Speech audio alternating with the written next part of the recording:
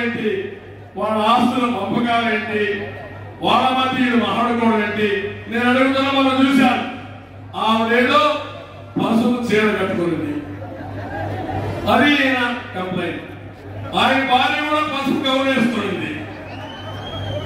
జగన్మోహన్ రెడ్డి భార్య పసుపు గౌరవిస్తుంది అంటే ఆవిడ కూడా తెలుగుదేశం పార్టీ. రేపు ఆవిడ కూడా కంటిన్యూ. అంటే మనిషి హద్దులు మీరితే ఏమవుతుందో మీరంతా ఒకసారి గుర్తు పెట్టుకోవాల్సిన అవసరం ఉంది. హోందాతనం లేకపోతే ఇలాంటివన్నీ వస్తాయి. ఒక వ్యక్తి నేను ఏం చేసినా జరిగిపోతుందనుకుంటే ప్రమాదంలో పడతాం.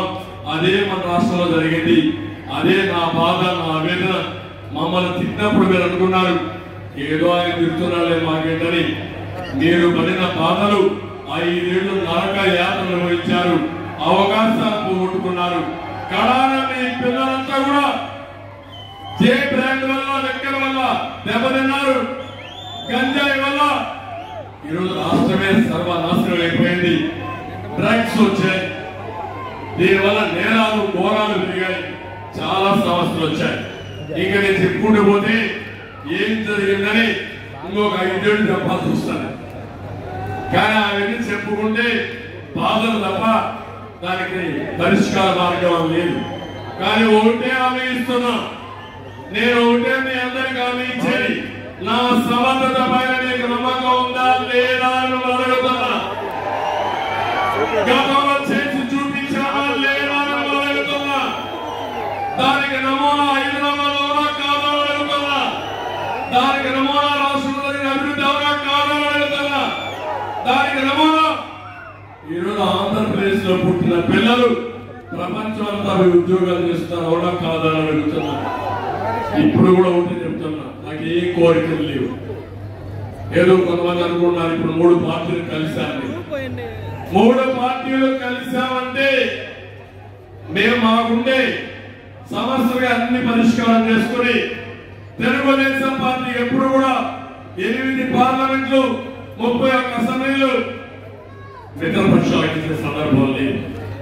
జన సైనికులు, జనసేన అధినేత రాజీమణి 21 ఎమ్మెల్యేలు తీసుకుని 2 పార్లమెంట్ తీసుకుని అడ్జస్ట్ అయ్యారంటే ఆయన ఆలోచన ఒకటి, రాష్ట్రం బాగుపడాలి, ప్రజలు బాగుపడాలి.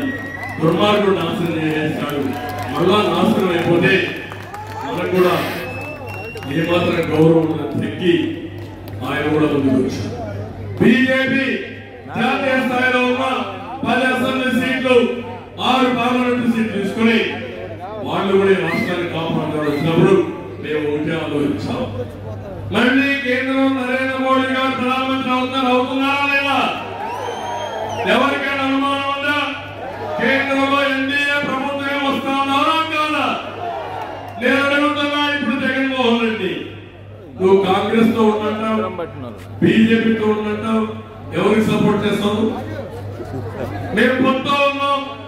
మేము పొత్తు ఉంటే ఒకవేళ పొత్తుండే పార్టీకి వేయకుండా పొత్తు లేని పార్టీకి వేస్తే ఆ ఓటు ఉపయోగపడుతుందా తమ్ముడు అని మేము అడుగుతున్నాం. దానివల్ల ఓటు మునిగిపోతుందా లేదా?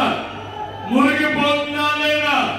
ఒకవేళ గెలిచినా వీళ్ళు ఢిల్లీకి పోయి కేసుల మీద పైరులు చేసుకుంటారు తప్ప ప్రజా సమస్యల కోసం పోరాడతారా అని మేము అడుగుతున్నాం. అందుకే అందరూ ఆలోచించబట్టున్నా.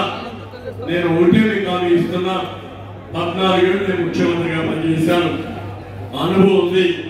ఈ 5 సంవత్సరాల్లో రాజీ లేని కష్టపడతా, రాత్రి కూడా కష్టపడతా. 15 సంవత్సరాల్లో ఎంత అభివృద్ధి చేశానో 5 సంవత్సరాల్లో అంత అభివృద్ధి చేసింది